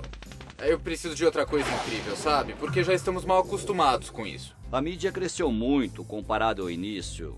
Eu acho que, em parte, é porque finalmente temos tecnologia para renderizar personagens que são verossímeis. Ao pensarmos como estúdio em como vamos desenvolver a nova identidade e passar para a próxima fase, para a nova geração de consoles, temos que pensar de uma forma inovadora. Temos que pensar em como construir a base de uma estrutura para os próximos 10 anos. Eu acho que agora estamos numa encruzilhada muito interessante na história dos videogames. Os editores, principalmente nas companhias, estão muito avessos ao risco no momento, porque todos pressentem uma mudança chegando e ninguém sabe o que é. Eu sempre comparo desenvolvedores independentes e grandes estúdios a um sujeito num bote inflável e um navio de guerra totalmente armado. Cada um tem os seus pontos fortes e eu acho que onde os independentes literalmente levam vantagem sobre os grandes editores é que eles são muito mais móveis. Eles não têm que tomar decisões complicadas de diretoria. Eles podem se concentrar no tipo de jogo que querem fazer e, graças a coisas como o Steam, podem pegar o jogo, torná-lo incrível e então levá-lo diretamente para os jogadores, que então espalham a sua existência porque gostam tanto que falam dele para os outros, compartilham em fóruns, dão de presente para os amigos e não precisam investir um dinheiro absurdo em propaganda e marketing. Os jogos top de linha têm belos gráficos, grandes orçamentos, equipes artísticas incríveis, mas nem sempre é isso que necessariamente faz um bom jogo. Realmente, sempre que uma plataforma se abre para permitir que amadores criem produtos, a quantidade de inovação é sempre incrível. O interessante é que quando você tem uma equipe de 200 pessoas, a capacidade de inovar é praticamente zero. Você tem que seguir o que foi projetado originalmente. E é isso que o jogo se torna. Quanto menor a equipe, mais você consegue descobrir as inspirações importantes, as sacadas que acontecem depois que grande parte do jogo está feita. E aí alguém diz, seria legal nesta sessão e nesta aqui se a gente fizesse assim. Se você tem uma equipe de 200 pessoas, não dá para mudar de ideia assim. Você tem que dizer, bom, seria legal, mas não temos tempo, temos que terminar. Eu acho que existe mesmo uma revolução a caminho dos jogos, em que as pessoas querem encontrar games que contenham mais personalidade e alma do que os que eles já conhecem. Um grande desenvolvedor de games talvez não possa assumir grandes riscos num título de realidade virtual que só funcione nesse formato e realmente o utilize, mas os independentes são motivados pela paixão, por querer fazer o melhor jogo possível. Eles normalmente não ficam sentados dizendo, como posso fazer algo que me dê um bom retorno do investimento? Acho que isso vai se tornar cada vez mais importante no mundo dos games nos próximos anos.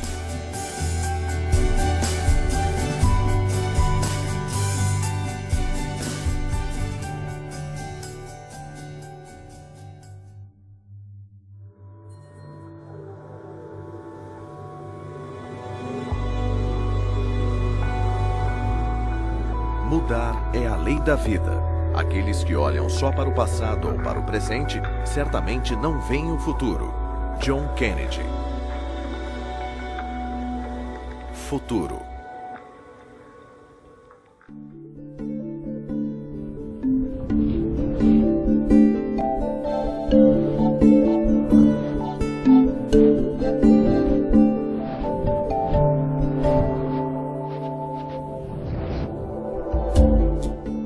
Para onde vamos agora? Muitos pensam que, em relação à próxima geração da fogueira, a tradicional experiência de jogo com um controle ligado a uma tela tem suas limitações. Uma das coisas que me deixam mais animado é a realidade virtual. Eu acho que muitos se lembram do início dos anos 90, quando o Passageiro do Futuro foi lançado, e a realidade virtual seria a sensação. E nunca aconteceu porque os headsets eram muito desajeitados, os gráficos eram ruins. Bom, graças aos avanços da tecnologia, dos smartphones, das telas, a realidade virtual vai voltar com tudo. Eu não estava pensando em fazer um headset de realidade virtual. Eu queria comprar um que fosse legal, então experimentei comprar todos os tipos de capacetes e nenhum deles era o que eu queria para jogar videogames de uma forma imersiva. Aí eu disse, droga, parece que eu vou ter que inventar um para fazer isso. E acabei descobrindo que que a tecnologia havia avançado muito nos últimos anos e que aquilo era algo finalmente possível de se fazer. Como você anda no mundo virtual? Como se movimenta fisicamente de um jeito natural em vez de ficar sentado usando o mouse e um teclado? É por isso que desenvolvemos o Only. É uma interface que permite andar e se movimentar livre e naturalmente no seu jogo favorito. Se parar pra pensar, eu espero que a gente nunca acabe com um jogo onde eu possa me sentar no sofá e apertar os botões por um tempo. Será que aqueles pioneiros, cujas ideias acabaram originando uma indústria, imaginavam que ela se tornaria um dia?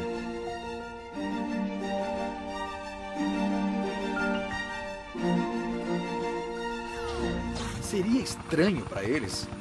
Ou será que pressentiam, desde o começo, que as ideias e a criatividade de cada geração de novos designers e artistas reinventariam eternamente a mídia? Sabe, quando a gente fazia os games do Atari 800, acho que teriam rido se a gente dissesse: isto vai ser uma forma de arte importante e vai ser exibida no Smithsonian um dia. Eu nunca pensei que fosse dar alguma coisa. Era o Nolan que corria para todo lado e dizia: isso vai ser uma grande indústria, vamos vender milhões de jogos e vai ser o máximo. E eu esperava sinceramente que o Atari falhasse, até o dia em que o Nolan e o Joey voltaram da visita ao Warner e ele nos informou que queriam pagar um dinheiro pra gente, algo como 20 ou 30 milhões de dólares, e eu disse: como é que é? O mais incrível para nós, no começo de tudo, é que nós prevíamos isso.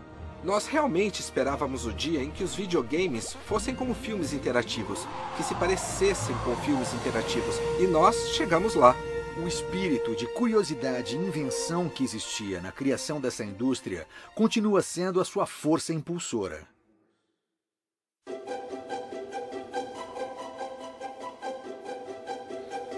Os desenvolvedores de jogos de hoje continuam dando ao público novas interpretações de histórias clássicas.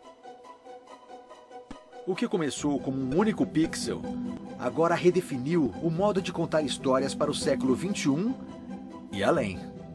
O futuro dos games está intrinsecamente ligado ao futuro da tecnologia, de várias maneiras. É muito difícil saber, para além de alguns anos, aonde a tecnologia vai chegar. Nós temos um ritmo de invenção mais rápido do que qualquer outra mídia anterior.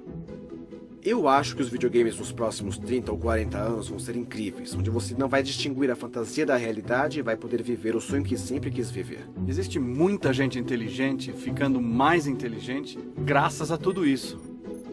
O videogame está lentamente se transformando no holodeck, porque esse é o objetivo, que ele se pareça o máximo possível com a vida real. Não daria para o mundo inteiro ser digitalizado e se transformar num lugar mais seguro, mais fácil e melhor?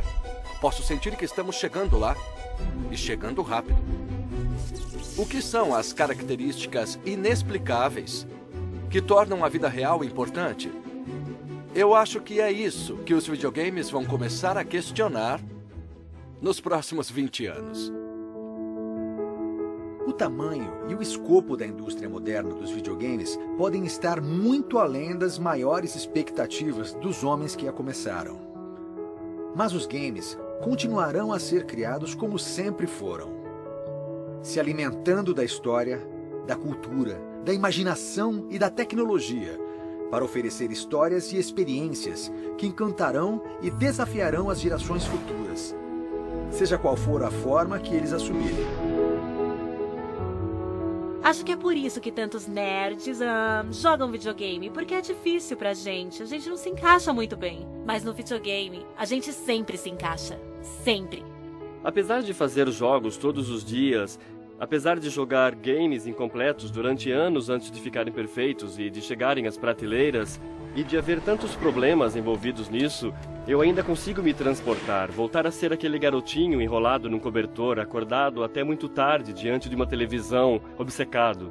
E quero muito proporcionar isso para outro garoto de 8 anos e fazer com que ele sinta a mesma coisa daqui a 30 anos. É o mesmo motivo pelo qual garotos brincam de mocinho e bandido quando crianças, ou pelo qual você viu Guerra nas Estrelas, é querer estar lá, é a realização de uma fantasia. E é poder realizar uma fantasia em mundo completamente interativo, que você pode explorar e se perder neles. Era como conseguir que meu jogo encante o maior número de pessoas possível. E está voltando a ser. essa coisa fundamental que fazemos na indústria de games, que é encantar pessoas, entreter pessoas. Eu costumava dizer às pessoas, um dia todo mundo vai ser um gamer, porque isso era uma coisa que eu aspirava. Agora eu nem posso mais usar essa fala, pois todo mundo diz, todo mundo é. Tem uma coisa que não esperávamos, uma suposição que existe até certo ponto na indústria de filmes, de que você faz um filme que vai arquivá-lo e assisti-lo somente décadas mais tarde. Na indústria de games não pensei que seria o caso. E ao ver que ainda tem gente que ama esses jogos antigos, significa que eles ainda sobreviverão por décadas de uma forma ou de outra. Muita gente tem sonhos. Costumo dizer que qualquer um que tenha tomado banho já teve uma boa ideia. São as pessoas que se enxugam e vão tomar providências que fazem a diferença. Eu acho que o mundo é interessante demais para divagarmos sobre o passado. Eu me orgulho da minha participação nessa indústria, mas o que acho realmente notável é como podemos pegar tudo o que aprendemos e levar isso ainda mais longe.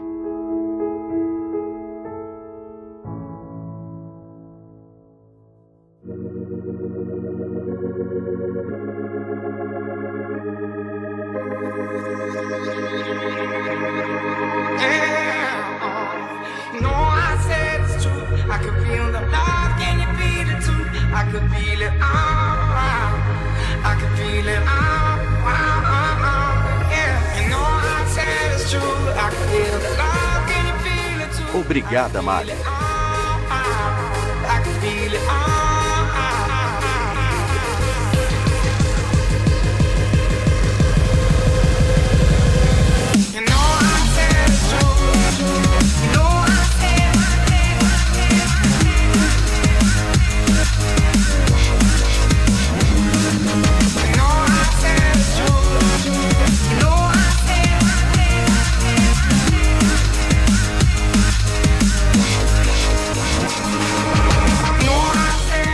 Obrigada, Link.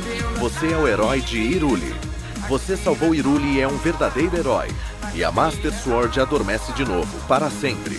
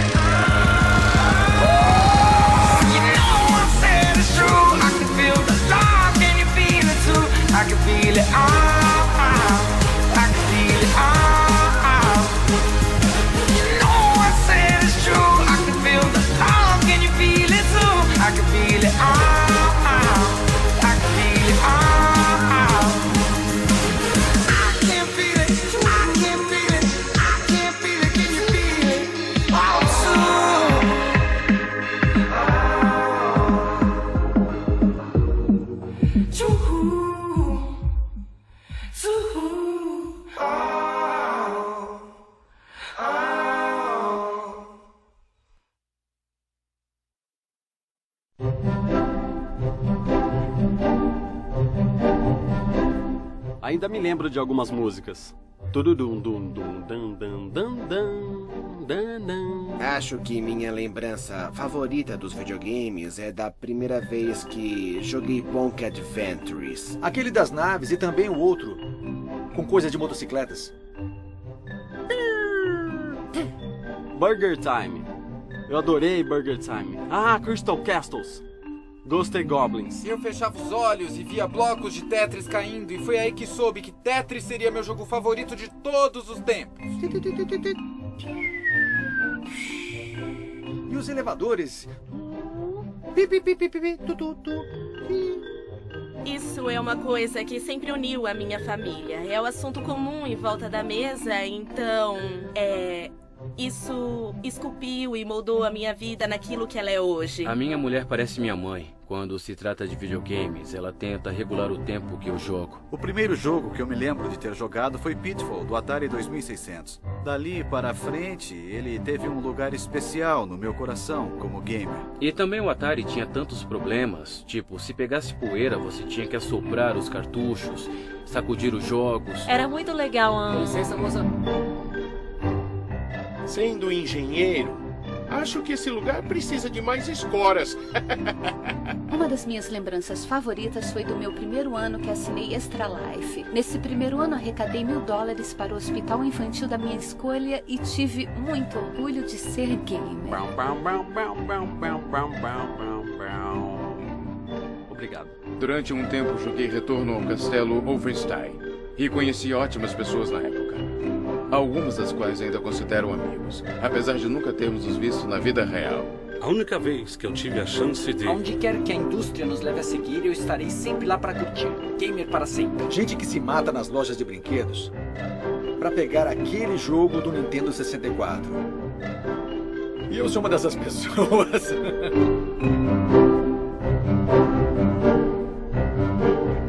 Agradecimentos especiais a todos os nossos apoiadores no Kickstarter. Não poderíamos ter feito esse filme sem vocês. Para meu pai e minha mãe por terem comprado o meu primeiro videogame. É o fim.